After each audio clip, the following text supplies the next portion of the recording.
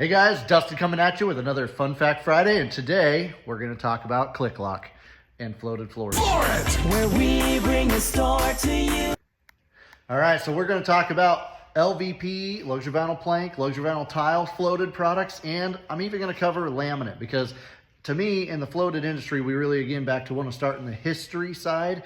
History is in the floated market for the flooring world in laminate materials. We did see a little bit of hardwood back in the day, but not very much because they tried it, didn't work very well, and I'm going to actually touch on that as well. So LVP, luxury vinyl plank, luxury vinyl tile, of course, came in a lot of really cool looks. We see them again kind of behind me here, some tile looks, and we can even do in the glue down products like we talked about last week, borders and patterns, all sorts of crazy stuff. Same stuff again you'll see even in cruise ships, in Disney World, and a bunch of heavy commercial down to light traffic, or even again beautiful bathrooms, things of that nature. So a lot of great applications, but only knock with, of course, a glue down product when we're comparing to, say, a floated floor is sometimes quicker, faster install with the floated floor, which helps save some cost.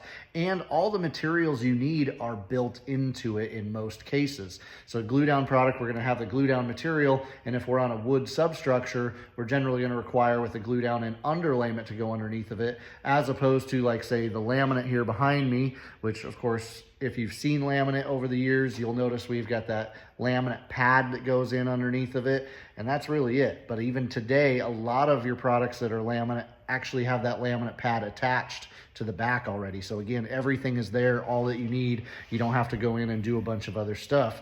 And we get into floated products that, like behind me, the WPC and SPC type floated products that utilize the luxury vinyl plank material on the surface.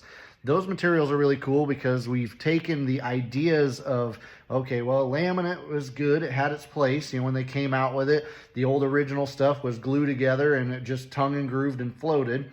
But a couple major issues we ran into with that material was it didn't like water. So kitchens, bathrooms, basements weren't necessarily a great place for it. They do okay in some cases, especially when we were still gluing the laminate together. But then the manufacturers went, well, let's make it a little even easier for people to install. Let's make a lock system where they can just fold lock it together and actually have it going that, you know, just floating with no glues, no nothing, just pops together. And then if they need to change a piece, they can pop it out, all those advantages.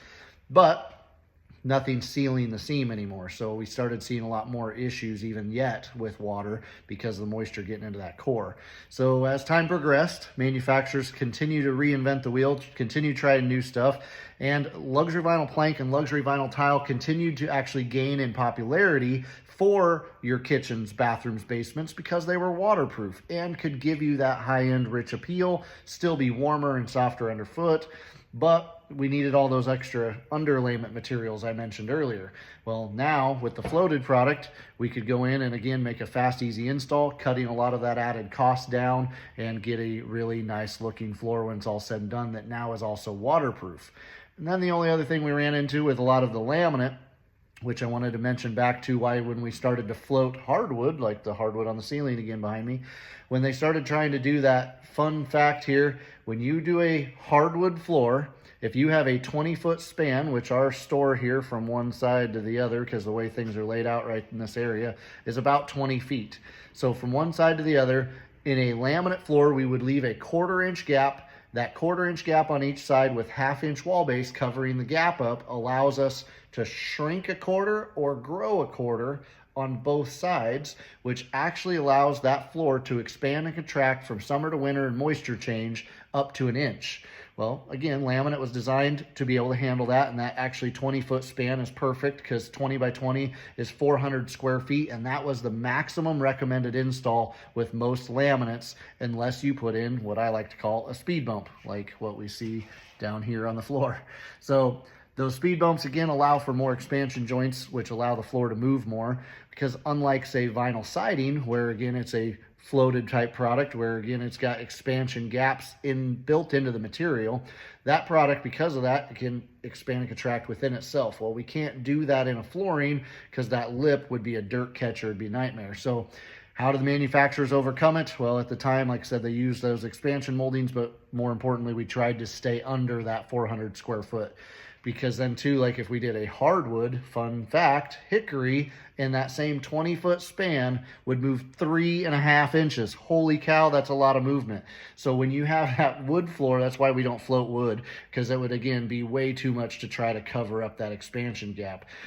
As opposed to today with the WPC and SPC core floated products that have the LVP, luxury vinyl plank, attached to the surface, those materials can go up to as much as even 3,000 square feet with that 1/4 inch expansion gap. That is amazing. That's insane. But that's how stable they are, because when you take the WPC behind me, which is wood plastic composite, that's what's in the core, same exact thing as composite decking. When you take that material and you put it in, that expansion contraction is minimized because of the construction of the core. The wood fibers actually, once they're encapsulated in plastic, can no longer take on moisture. It acts now like fiberglass in the core, and then the plastic, it only reacts to temperature change, but even again, the wood fibers in the core are stabilizing it even under temperature swings. So we can go up, like I said, 3,000 square feet without those speed bumps or expansion moldings I mentioned a moment ago. So that's a little bit about those materials. We can put them into, again, wet areas. We can put them into basements, bathrooms, kitchens, any of those things. They really do work well. The probably only downside to them is, well, we can't do some of the fun borders and patterns with them, and they're still not indestructible. Sometimes certain applications may still warrant a better type of flooring product, which again would perform better for us in maybe, say, a commercial dining room or some other different applications we're going to cover on some upcoming videos when we get back into going back to the tile world. So, all right, well, you guys have a great day. Where we bring the store to you.